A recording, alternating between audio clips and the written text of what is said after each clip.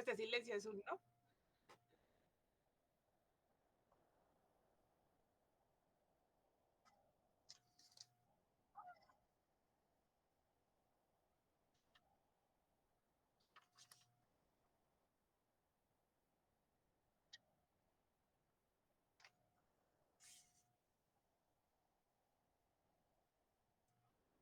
Bueno, más que todo, recuerden que es para que terminen de ver esta parte del Imperio Bizantino. Ya la última parte les habla, la última parte del video les habla de la decadencia del Imperio Bizantino, ¿sí? Hay varias cosas que vimos, que se vieron en el video, que más que todo no quiero que se les olvide. Bueno, la última parte también habla mucho de la orfebrería del Imperio Bizantino. Nos muestra que incluso todavía sigue siendo algo importante dentro de lo que es ahora la, en donde antes se congregaban los mercados y bazares del Imperio Bizantino. Todavía siguen existiendo, obviamente actualizados, pero sigue existiendo esa rama comercial. Ahora, ¿alguien me puede decir cuáles son los 3 nombres que tiene con el tiempo la capital del Imperio Bizantino? Y eso, bueno, no solo se los he dicho yo, también se los ha dicho el video. ¿Alguien tiene alguna idea?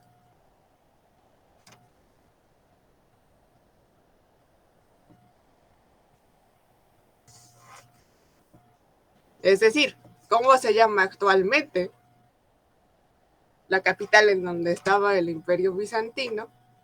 ¿Cómo se llamaba en esa época la ciudad griega en la que el emperador estableció el Imperio Bizantino? ¿Y cómo se terminó conociendo la capital del Imperio Bizantino cuando ya estaban en su apogeo? ¿Alguien tiene alguna idea? Tiene 3 nombres diferentes a lo largo de la historia.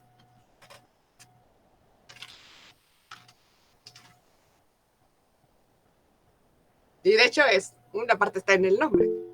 ¿Sí? Sí, Ángel, es Constantinopla, Estambul y Bizancio. Acuérdense que la ciudad griega era Bizancio. Es en donde establece Constantino su capital, por lo tanto se le conoce como Constantinopla, porque recuerde que era un gobierno teocrático, y como era un gobierno teocrático, el emperador representaba a Dios en la tierra. Entonces, el Imperio Bizantino, la Iglesia Ortodoxa también pasa a formar parte de lo que sería el poder político y se integra también dentro de las funciones administrativas. Y es algo que también retoma los rusos.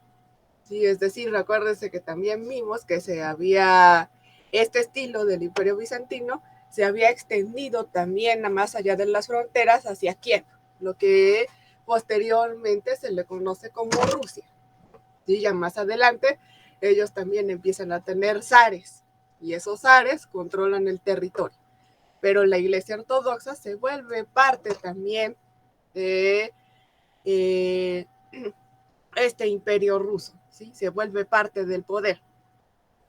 Ahora, ¿alguien me puede decir cuál era, de acuerdo al video, el color imperial? ¿Cuál era el color que representaba al ¿El violeta o el morado?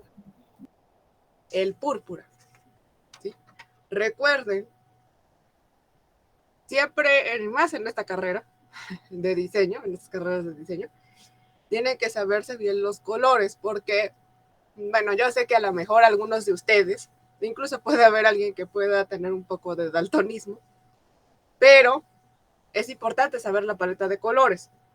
También la paleta de colores nos va a determinar de qué año es una pintura o alguna obra de la que yo estoy hablando. Entonces es el púrpura. El púrpura solo lo podían usar para representar a Dios, a la corte celestial y a la corte del imperio. Nada de que un simple pastorcillo o algún aliado del imperio se iba a vestir de púrpura. También, ¿cuál era otra prenda? ¿De qué color era la prenda? Que también representaba esta parte del poder, esta parte de formar, de estar dentro de lo que sería la corte celestial. Tenían otra denominación que vamos a decir, los diferenciaba de manera iconográfica del resto de los simples mortales. Ya tienen una idea, y de hecho se estaba burlando, es la última parte que vimos, y se estaba burlando del Dux de Venecia, porque según él se creía muy listo, y le cambió la cabeza a su imagen para poder formar parte de ese de ese tríptico que le mandaron del Imperio Bizantino, que le dijo así, se creía muy listo, pero se le olvidó cambiarle las calzas. Recuerden que las calzas, o vamos a decir ahora los calcetines, debían ser rojos, porque rojo se representaba, esas calzas rojas también representaban que eran parte de la esfera alta del imperio.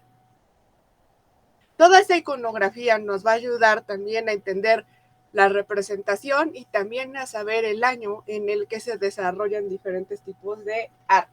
Bueno, de acuerdo a lo que, una última pregunta, de acuerdo a lo que vieron en el video, ¿cómo aseguraba el Imperio Bizantino su poder? Habló mucho de eso en el video, de hecho estuvo hablando de cómo iban los embajadores a los diferentes reinos para negociar o para hablar con ellos. ¿Cómo le hacía? O cómo le hizo para poder mantener su poder. ¿Alguna idea?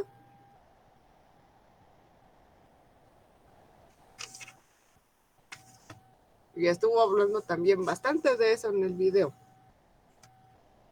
Que es algo que nos marca que no solo la guerra es una manera de dominar a los demás.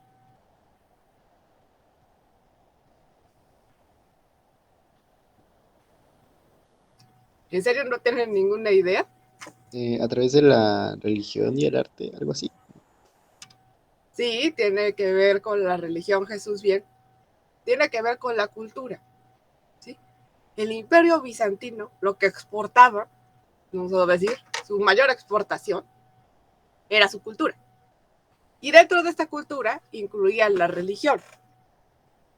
La religión incluían el comercio,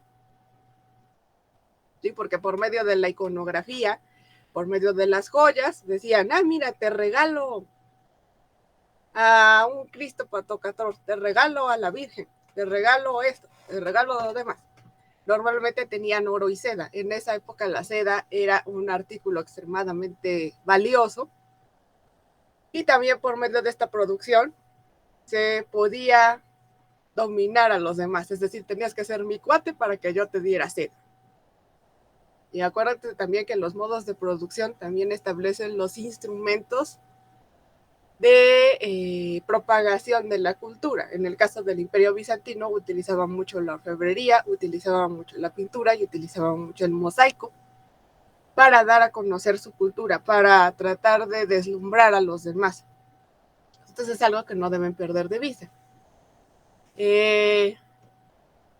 Ya se me olvidó que les iba a decir, pero bien, vamos a continuar con el tema del Imperio Bizantino. Ya vimos el Paleocristiano. Sí, el Paleocristiano es como un periodo de transición del arte, de donde entra el cristianismo al Imperio Romano, luego hay una ruptura, es decir, cae el Imperio Romano.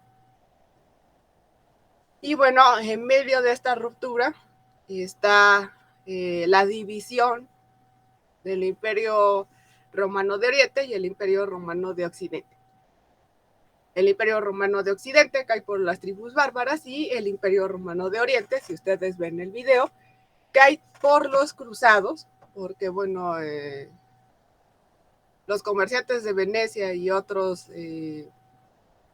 mercenarios, que en esa época, por desgracia, también se anotaban a las cruzadas, fueron a saquear Bizancio. Y entonces, por lo tanto, Bizancio cae. Luego es recuperada, pero la invaden los persas. Y por eso ahora se llama Estambul. Y por eso ahora Santa Sofía, que era una de las máximas joyas del Imperio Bizantino y que tenía la representación de la Iglesia Ortodoxa, ahora es una mezquita. Y entonces es importante recordar estas partes de la historia porque ahora, por ejemplo, si alguno de ustedes fuera a Estambul, irían a ver Santa Sofía, que ya no se llama así, porque van a ver una mezquita. Y de hecho, lo primero que hicieron los musulmanes a la hora de entrar en Santa Sofía fue quitar todos los mosaicos y todas las imágenes que la conformaban. Entonces ahora sí vamos a Santa Sofía, vamos a ver preceptos del Corán. Y no vamos a ver ninguna clase de iconografía cristiana. No lo creo, Ángel, porque, bueno, ustedes lo van a ver a través de la historia. Los cristianos, debido al nacimiento de Jesús en esa parte del mundo, a lo largo de diferentes periodos de la historia han intentado dominar ese lugar para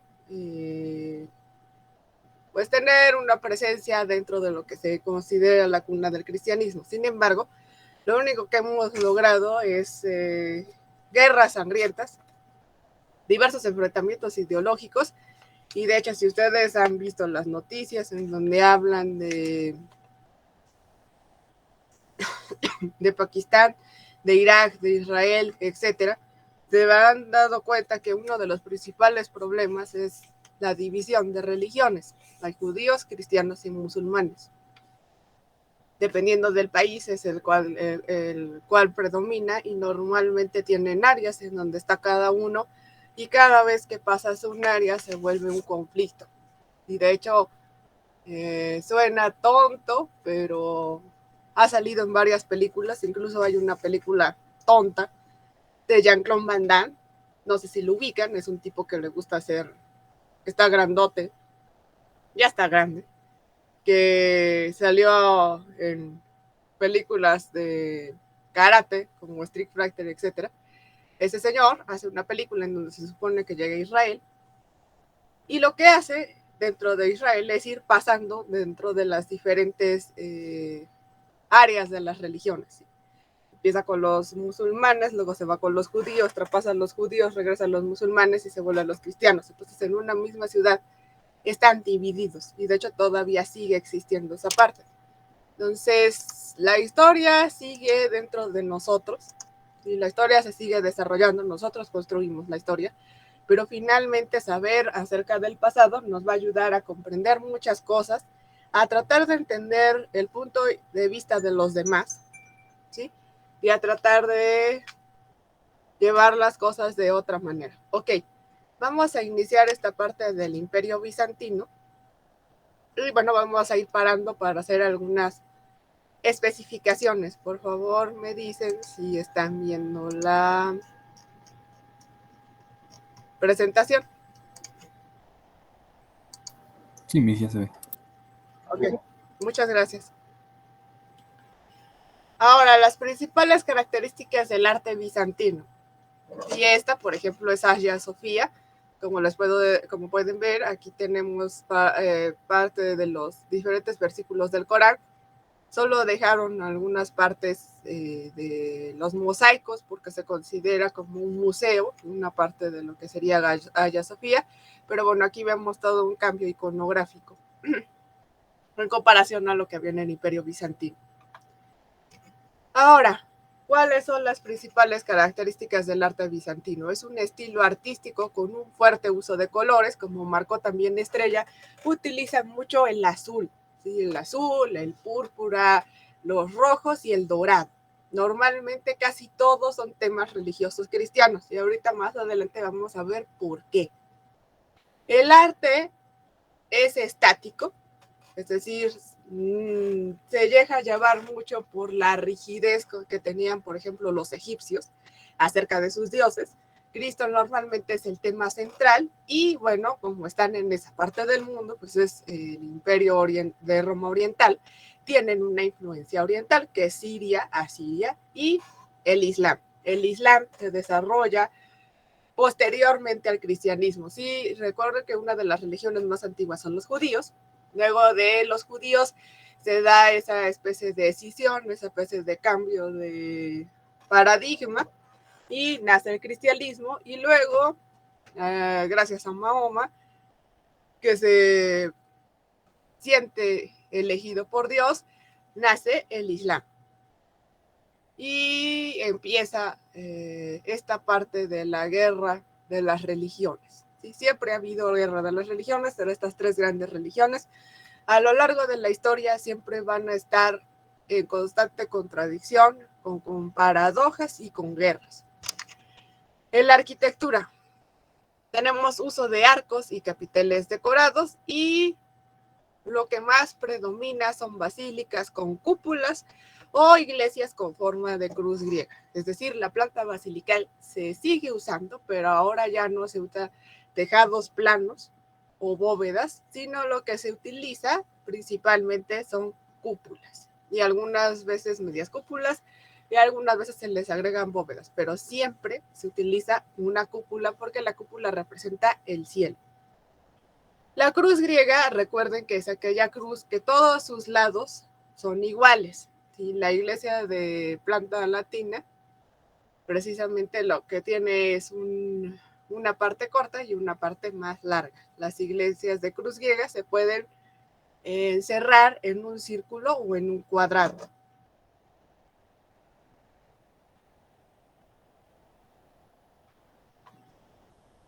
Esta es una imagen de cómo, bueno, un 3D, de cómo se veía Constantinopla en esa época. Como pueden notar, recuerden que el presentador del video les comentaba que normalmente el emperador o varios de los aristócratas tenían ciertos palacios cercanos a lo que serían los muelles. Y acá, por ejemplo, tenemos las puertas por las que salían para abordar los barcos.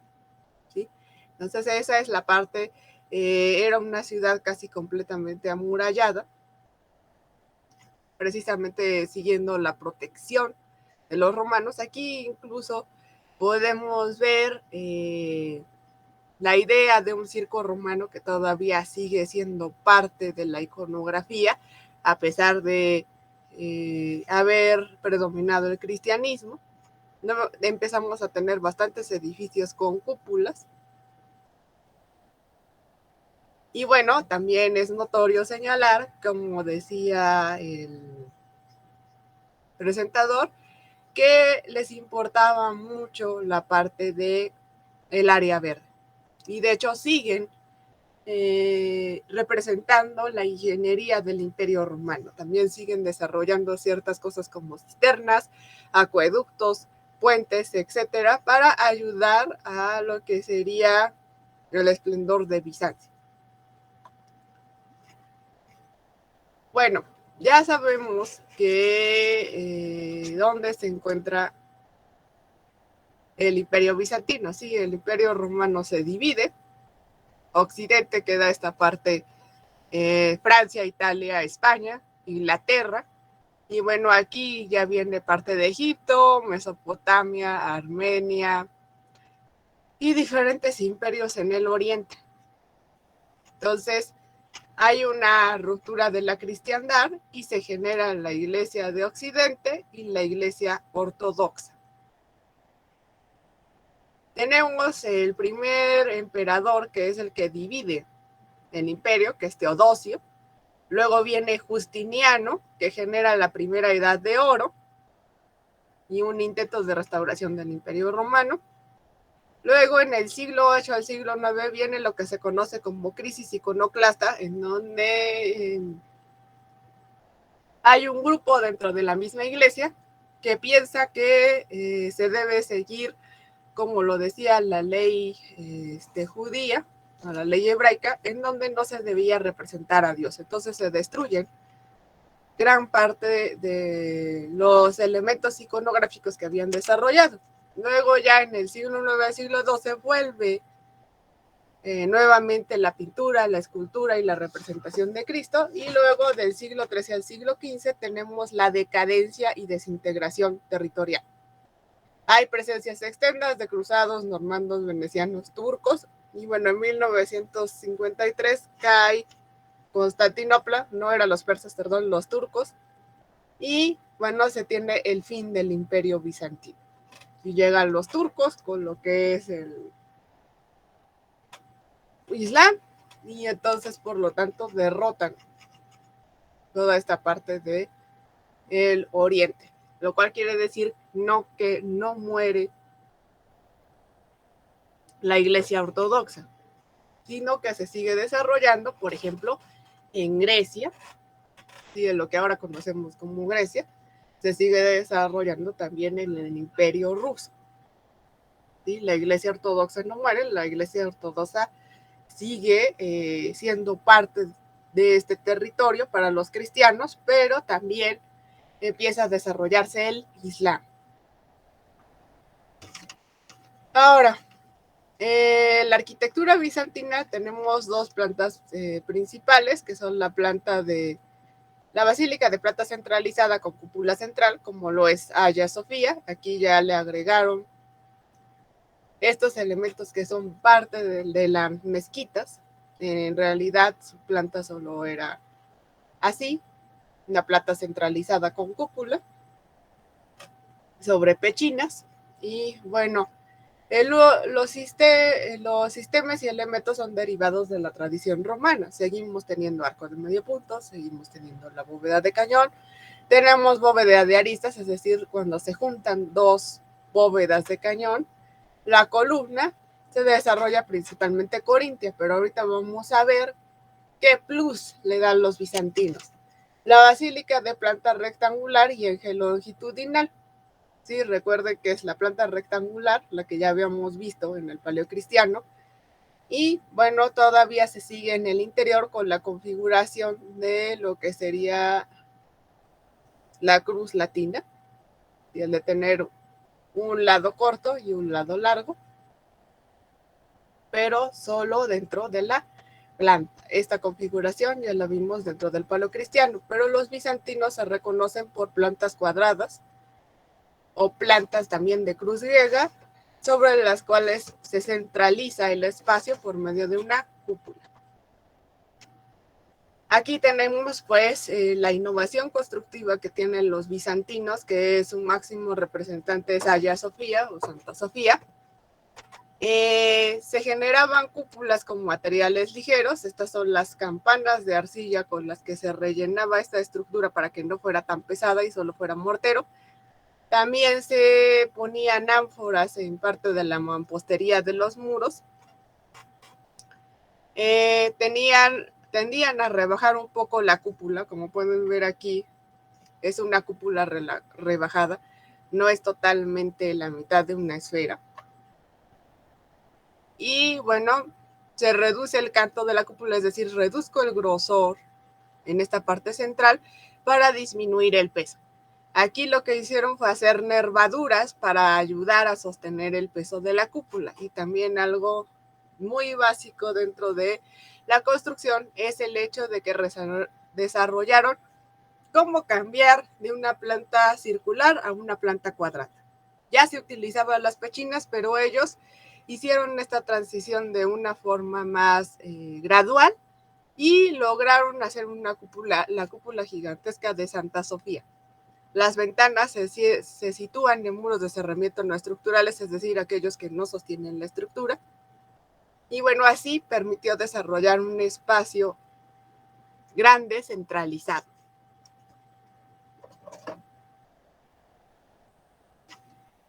Los íconos bizantinos todavía siguen dentro de la Iglesia Ortodoxa.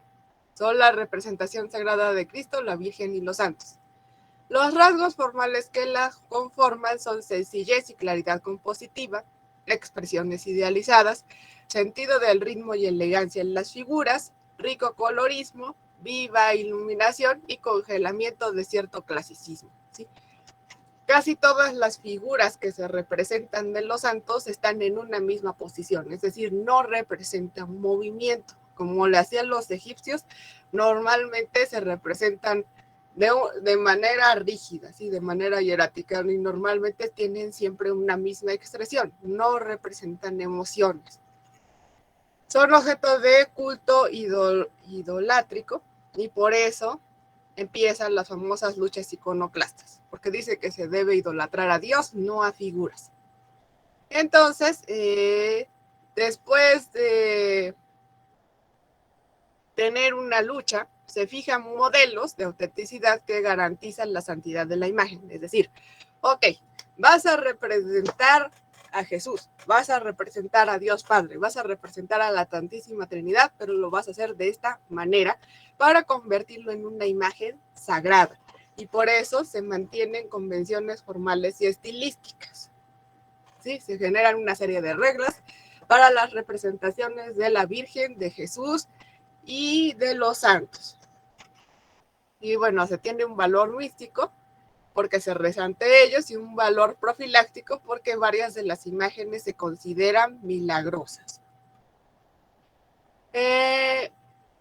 La primera edad, que es la edad de oro, es la de Justiniano, ¿sí? Justiniano mantiene las bases del arte romano cristianizado, se dota de elementos orientales y tiene un papel claramente propagandístico del emperador. Sí, o sea, casi todo el arte se centra, como vieron también en el video, en dar a conocer esta cierta característica divina que tiene el emperador y cómo se puede imponer dentro de los demás reinos. Ahora, los muros siguen siendo de piedra y ladrillo, se decoran con mosaicos como los romanos. Las columnas por lo general son de mármol de color y monolíticas, al igual que los romanos, pero los capiteles en albarda son trabajados al trépano o con cimacios que soportan arquerías de medio punto. Pocos dinteles rectos, y es decir, por lo general casi todos son con arcos. Este es un capitel en aldarpe. Tenemos una especie como de doble capitel, como si hubiéramos juntado dos trapecios, ¿sí? Que conforman el capitel, y tenemos el cimacio, que es esta pieza que se traslada para sostener el arco. En trépano es esta especie de calado que se le genera al capitel. Recuerden que el capitel es la cabeza de la columna. Aquí tenemos el capitel en albarda con fusión de capitel y cimacio. Aquí tenemos el pequeño cimacio más pequeño. Una combinación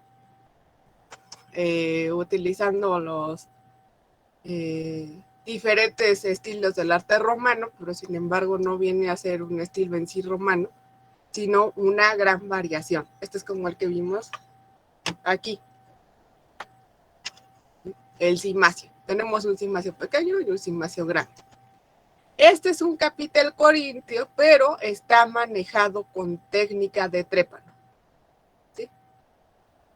Se le hace esta especie como de calado, como si fuera vistero de abeja, para desarrollar esta clase de capiteles.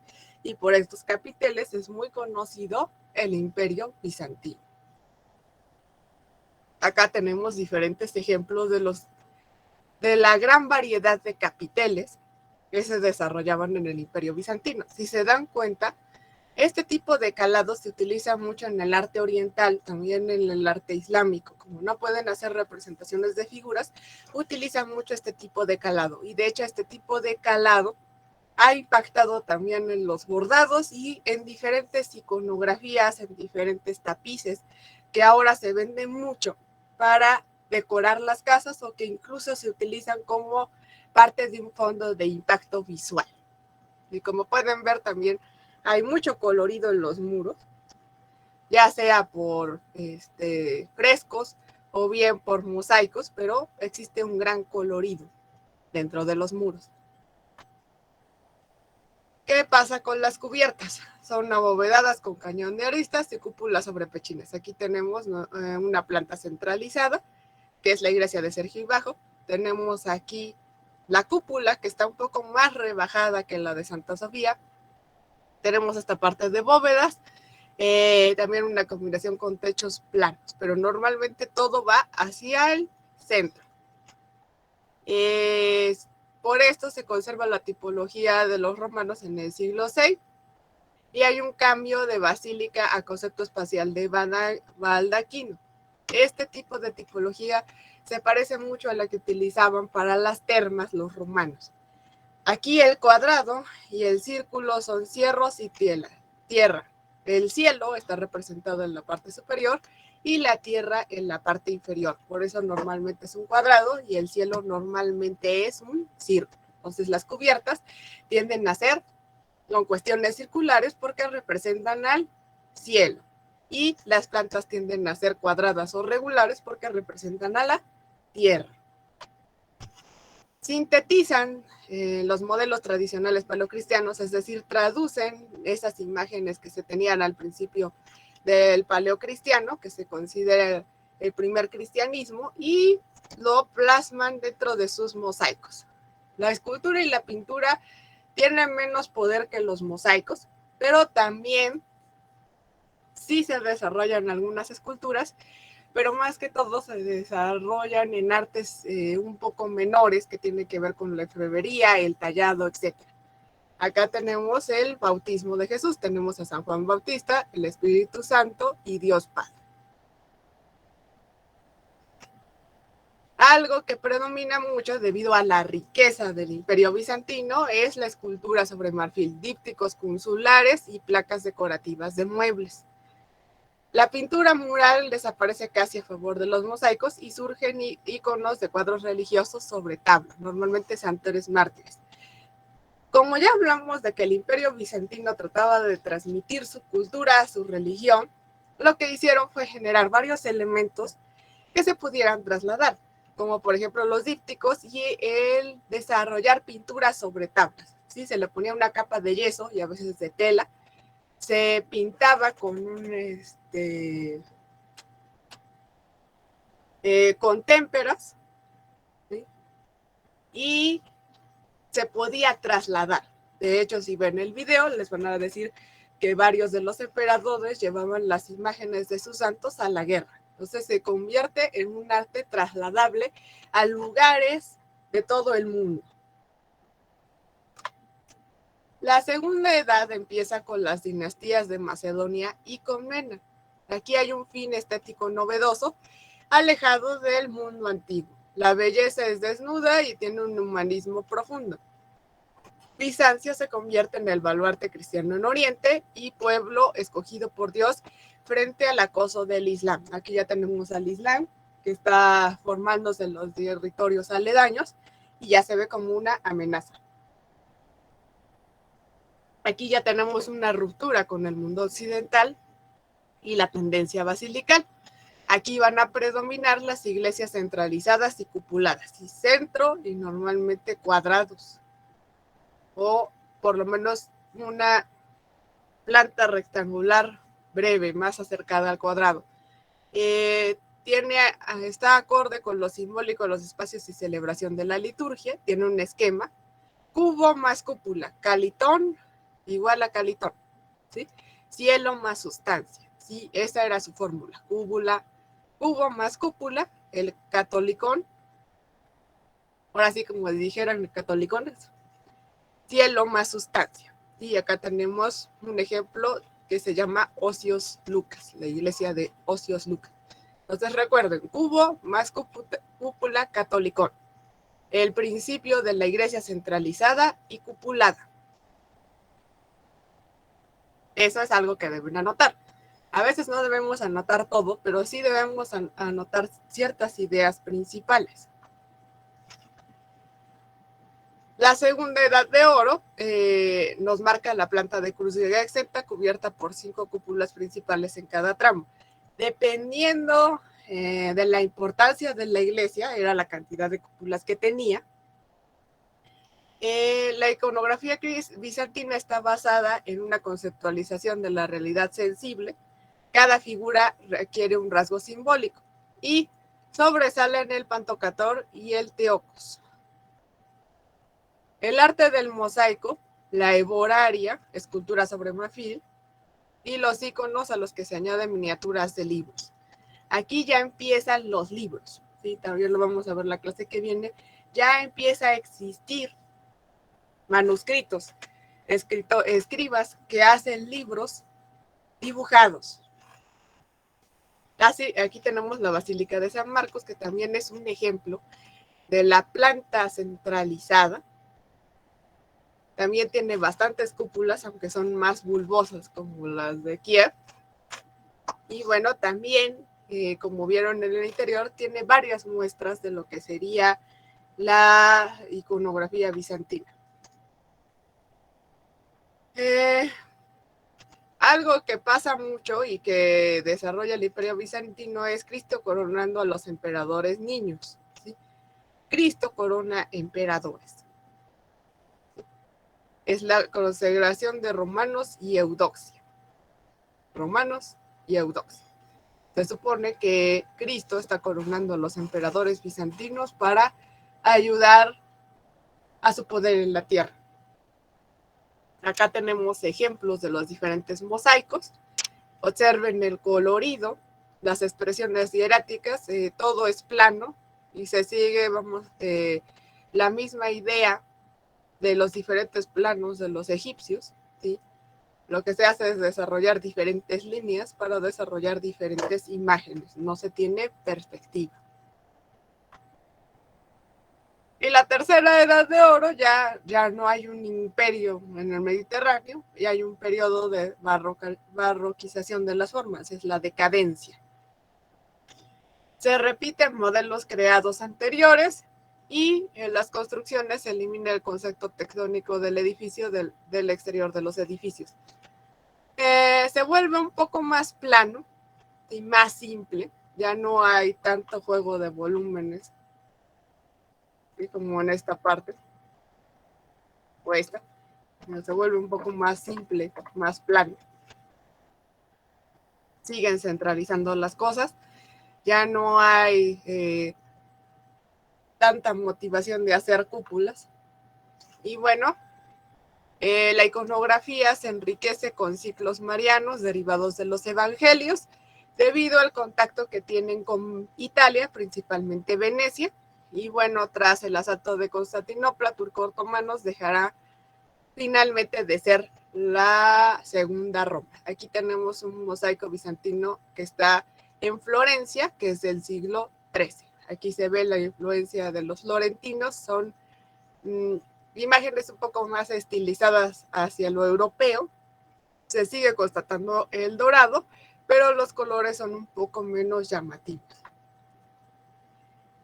La Santísima Trinidad es algo que va a variar su representación a lo largo del tiempo, ¿sí? Es decir, dependiendo de quién esté en el poder, dependiendo de los concilios que se llegan, es cómo se va a representar.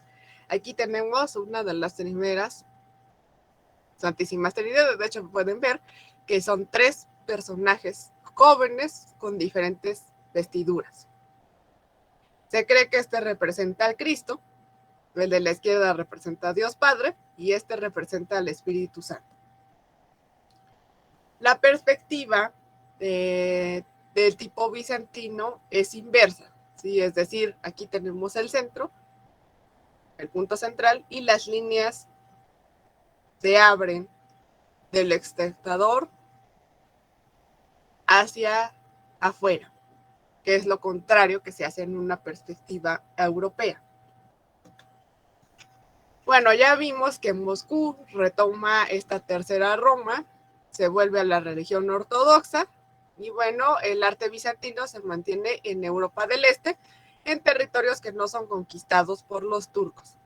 Se multiplican los imperios, los monasterios bizantinos en el Danubio, y alcanzan a través de nuevo la Rusia central, ¿sí? Es decir, se extienden a través de Rusia. Todo esto que ven aquí de estas construcciones tan típicas de Rusia son parte de cómo Bizancio impacta dentro de esta cultura. Acá tenemos lo que se conoce como el programa prefijado, Hermeneia. ¿Sí? Todas las iglesias que se desarrollaban en el Imperio Bizantino tenían este programa prefijado llamado Hermeneia. El Pantocrator normalmente va en el ábside. Está representado como un señor todopoderoso sentado, hombre maduro con barba y melena. Ya no es una imagen imberbe.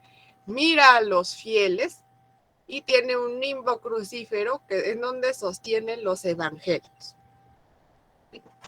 Este es parte del programa prefijado en Hermeneia y se le conoce como Cristo Pantocrator. ¿Sí? Normalmente representado sentado o a mitad de busto. Es un hombre maduro y tiene los evangelios.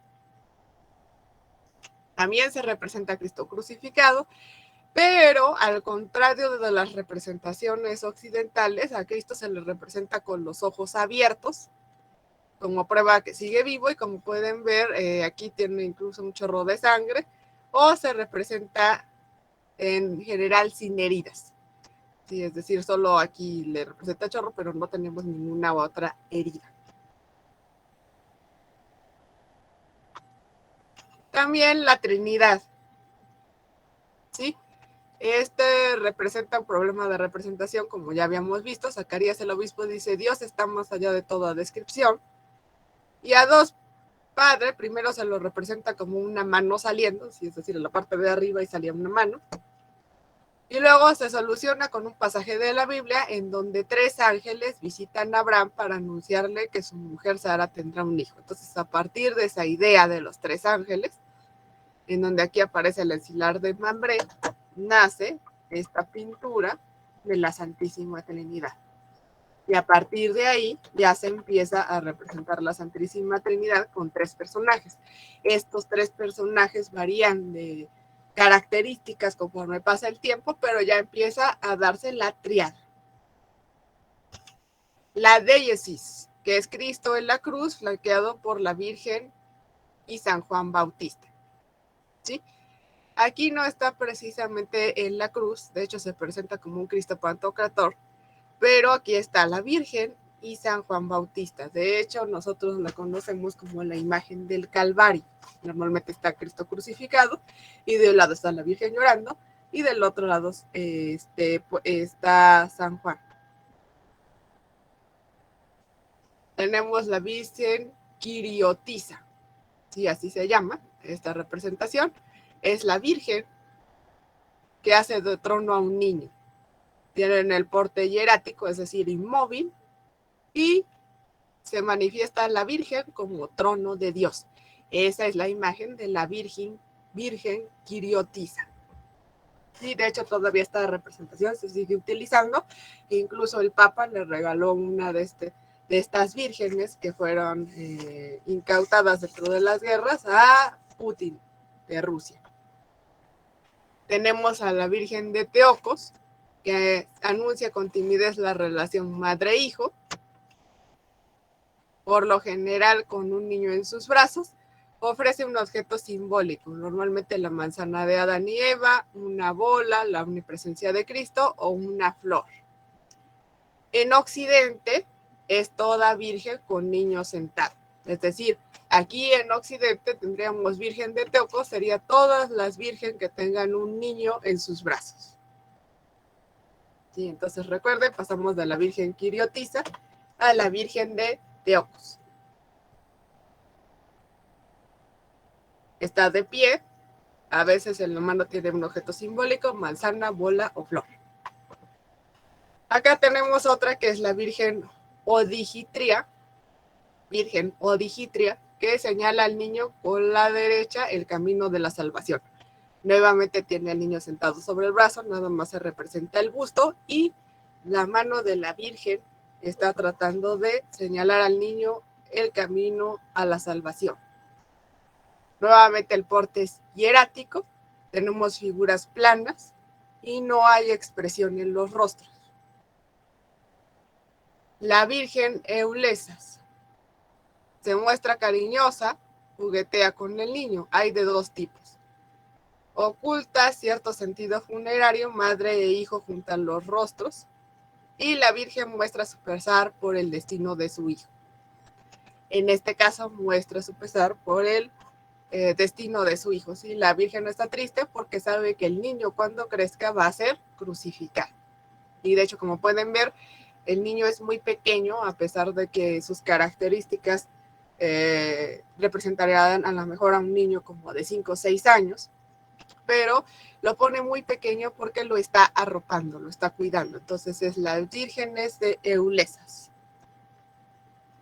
Y esta imagen fue prohibida en Occidente tras el Concilio de Trento. De hecho, hay un artista que al inicio del Renacimiento hace una representación también de esta Virgen que amamanta al niño Jesús, pero es catalogada como mala porque aparte de que está dejando ver al seno, él utilizó como modelo a su amante. Entonces, por lo tanto, se le considera pues totalmente fuera de lugar y este tipo de imágenes dejan de verse a lo largo del tiempo. Pero en esa época se consideraba que la Virgen la estaba alimentando a Dios.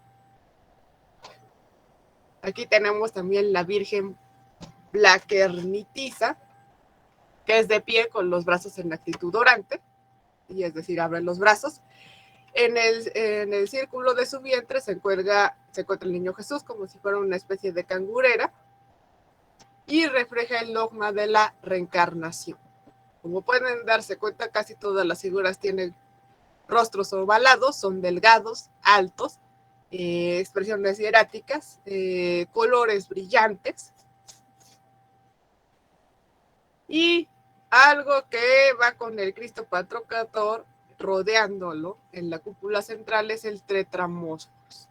El tetramorfos es una fórmula que se sigue utilizando en las iglesias católicas también de Occidente, que son 4 pechinas en donde aparece San Mateo, el ángel, San Lucas, el buey, San Marcos, el león y San Juan, el águila. Es decir, que si alguna vez han entrado a la iglesia,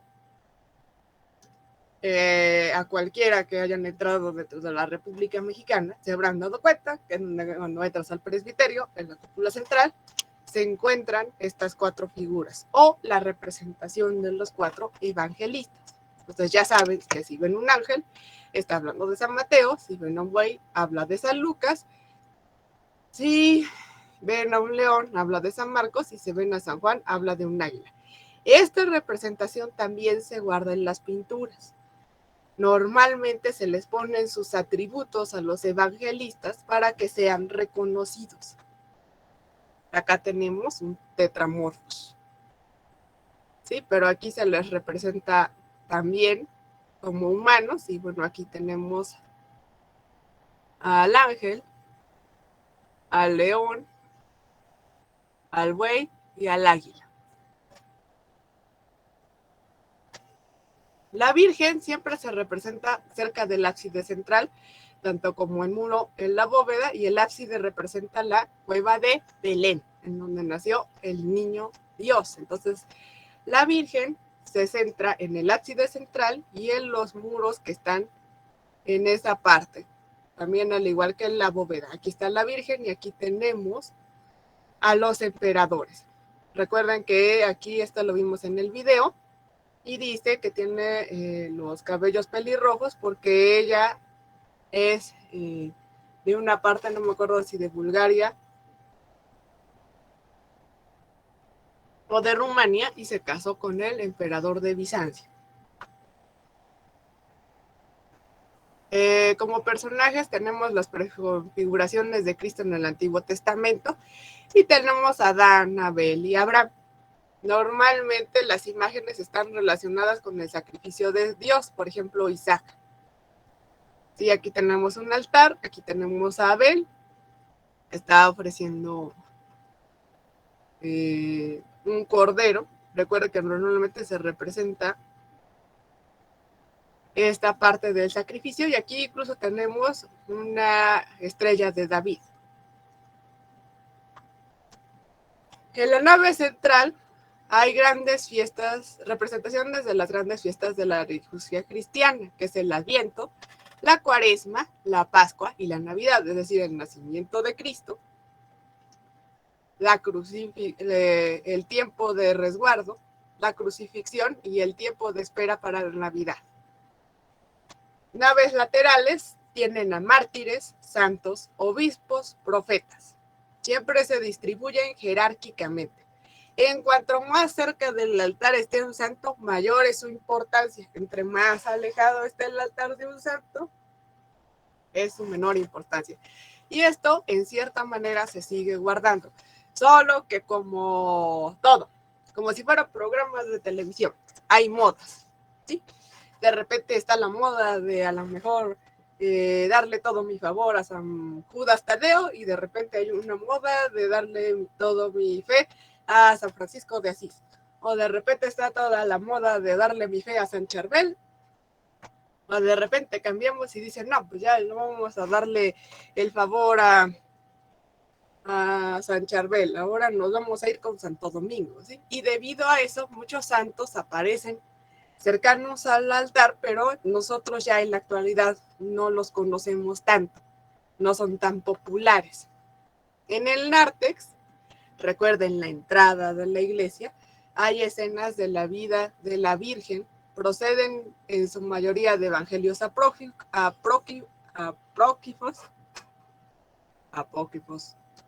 y el muro de los pies es el juicio final. Recuerden que normalmente cuando ustedes entran en una iglesia, no en todas, pero sí en varias, lo primero que entras, es decir, traspasas la entrada, se ven pinturas de la Virgen. De hecho, en la catedral, lo primero que haces al entrar es encontrarte a una Virgen. Y si no han entrado, háganlo. Y bueno, acá tenemos la bóveda central, en donde debe ir el Pantocrator y el Tretamósforos, la nave central, donde hay representaciones de la Virgen o de Dios, las naves laterales, el muro nártex, que normalmente está Cristo entronizado, la bóveda del nártex, que representa a la Virgen, y el nártex. Y es decir, aquí está la entrada de la iglesia.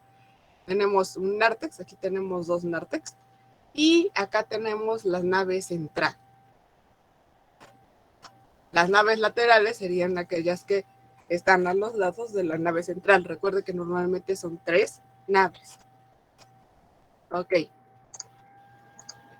Sé que es mucha información, pero ¿tienen alguna duda? ¿Algo que no les haya quedado claro? ¿Qué les pareció el programa iconográfico del Imperio Bizantino, la Hermeneia?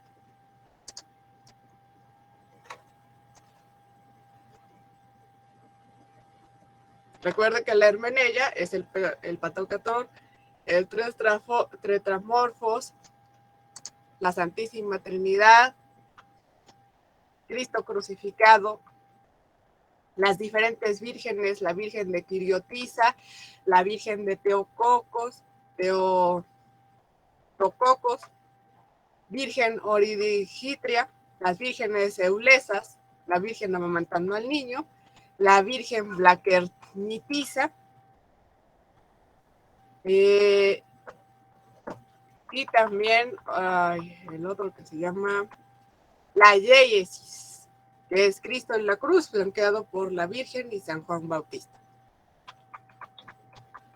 Que eso nos da totalmente el programa iconográfico que se utiliza dentro del arte bizantino, es decir, las representaciones que se hacían en esa época para ayudar a expandir la cultura. Ok, ¿alguien tiene alguna duda?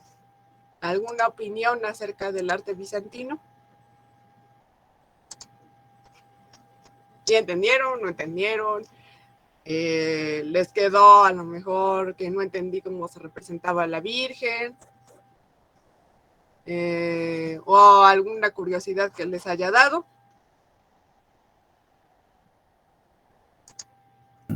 No, Luis, de mi parte, todo bien. Ajá. Hay varias representaciones de la iglesia que yo ni sabía de qué eran, la verdad, pero con todo el tema ya más o menos ya me puedo familiarizar con todas las imágenes que he visto y no solamente de la iglesia, sino que en otros lugares que ni sabía. Entonces, a mí se me hizo interesante y me gustó, fue buena. Gracias, Dalente. Gracias por tu opinión. Sí, miren, hay muchas cosas que a veces uno que es parte del culto cristiano, principalmente católico, tú entras y dices, ajá, pues el santo fulano, mira qué bonita pintura de allá arriba, o mira una vaquita, pero no te pones a pensar que todo eso tiene un propósito. Y en esta época tenía un propósito muy importante porque la mayor parte de la gente no sabía leer. Entonces, ¿qué sucede? La manera de expandir esta parte de la evangelización es por medio de las figuras. Es de, mira, el que tiene un buey, ¿quién es? A ver. San Lucas.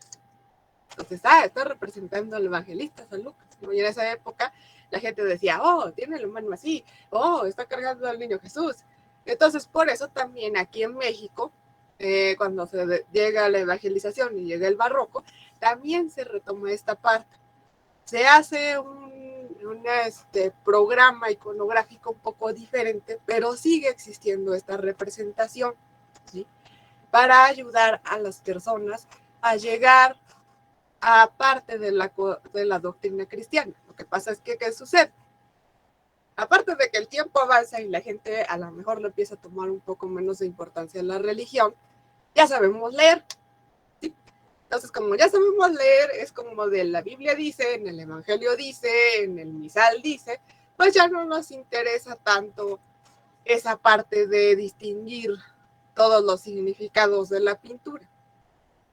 Pero esa parte es la que nos ayuda a entender culturalmente, a entender parte de la religión, a entender las doctrinas y también, por ejemplo, a entender que si estoy haciendo un tríptico acerca de una representación de arte del barroco, por ejemplo, ¿qué es lo que debo tomar en cuenta para no meter la pata a la hora de realizarlo?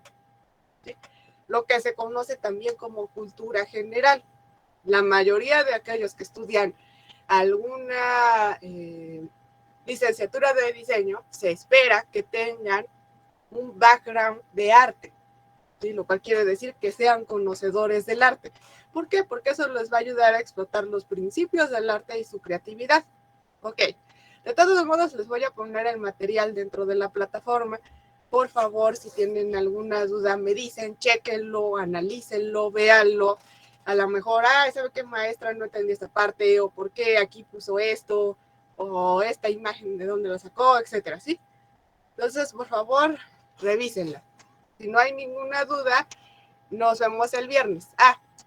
Les voy a dejar una pequeña actividad que, bueno, por lo menos espero que les divierta.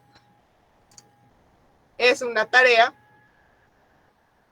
pero, bueno, yo esperaba que la entregaran este viernes, pero porque me parece, no sé, que no tenemos clases el lunes. O no sé si mal recuerdo. ¿Alguien me dice?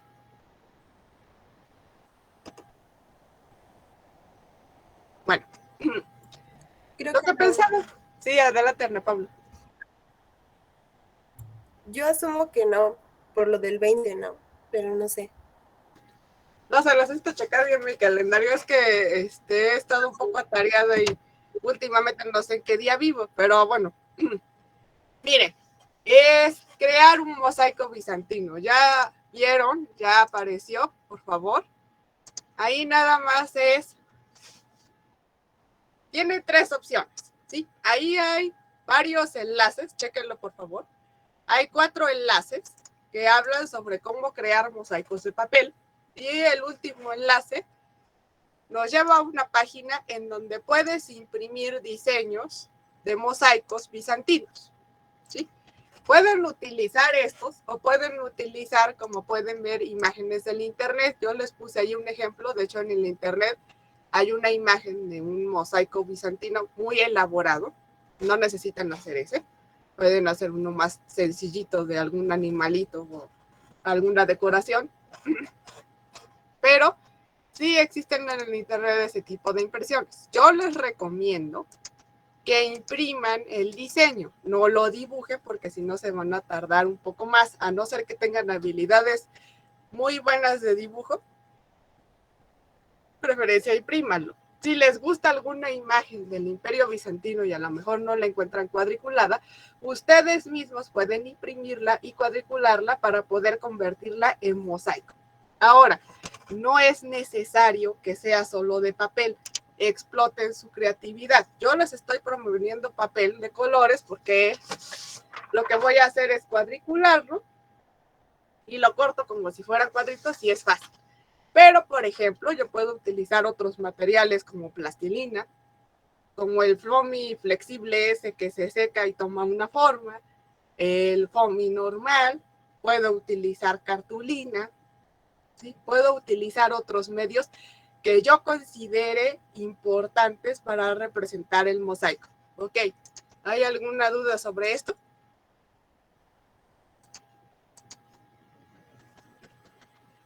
¿No? ¿En serio? ¿Sí revisaron el material? Ok. De todos modos, cualquier duda que tengan, la pueden integrar abajo de esa tarea. No hay problema. ¿Sí?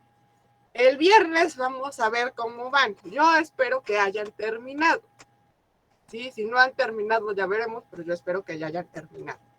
Recuerden que el papel es solo una sugerencia. Si ustedes a lo mejor piensan, no sé, vamos a suponer que mi mamá o mi abuelita o mi tía tiene cuentitas y quiero hacerlo con cuentitos, póngale cuentitas.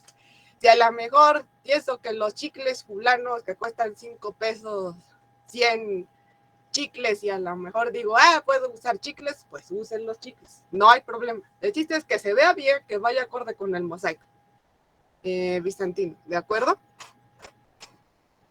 Entonces, el papel es una sugerencia porque es lo más fácil de usar, pero pueden explotar su creatividad y utilizar el material que consideren pertinente. Solo les recomiendo usar una base dura, es decir, utilicen un cuarto de papel ilustración o una cartulina o cartoncillo, o incluso si no tienen dinero, agárrense uno de cartón de caja de huevo y nada más darle una pintada de blanco y a partir de eso empiecen a trabajar, ¿de acuerdo? Entonces lo importante es que quede bien, pero pueden utilizar el material que quieran.